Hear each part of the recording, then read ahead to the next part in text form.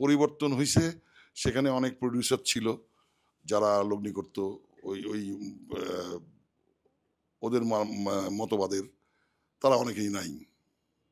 সে কারণেই লগ্নি কারক যারা তারা একটু দূরে আছে। এটা নির্বাচনের পরে আবার ঠিক হয়ে যাবে। এটা কোনো সমস্যা না। আপনি যতগুলো কাজ করেছেন এখন পর্যন্ত সবচাইতে কোন কাজ করতে বেশি মজা পেয়েছেন?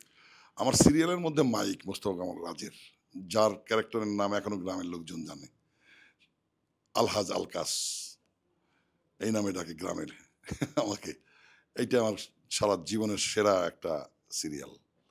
তাছাড়া তো অনেক, অনেক নাটকেই অনেক ভালো, ভালো ক্যারেক্টার তো করছি। এগুলো তো আছেই, এখনো করছি। সামনে দুর্গাপূজা। দুর্গাপূজার নিয়ে আসলে স্পেশাল কোনো সিনেমা বা কোনো নাটক? সিনেমা না, নাটক প্ল্যান করছে। এই দুর্গাপূজার ২ টা নাটকে আমি বোধহয় অ্যাক্টিং করব। ২ টো নাটক। সাকিবের যে সিনেমাগুলোর কথা বলেন একটা হচ্ছে সাকিবের 'আবু হায়াত মাহমুদ' আর একটা হচ্ছে 'শাকিব ফাহাদ'। এই ২ টা। নির্বাচনের এই পরবর্তী সময়ে আপনি বললেন যে সিনেমা জগতে বা নাটক জগতে যে অবস্থা এটার পরিবর্তন বা পূর্বের অবস্থা ফিরে যাবে। অবশ্যই, অবশ্যই ফিরবে। এটা আবার প্রোডিউসার অন্য ঘরানার প্রোডিউসার তৈরি হবে। আপনার যারা আসলে পাঠক দর্শক রয়েছে তাদের উদ্দেশ্যে কি বলবেন?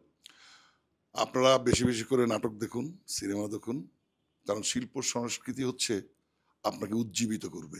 আপনার মানসিকতাকে ঠিক রাখবে।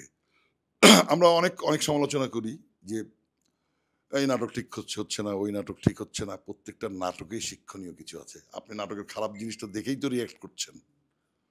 ওটা না দেখলে তো আর রিঅ্যাক্ট করতেন না।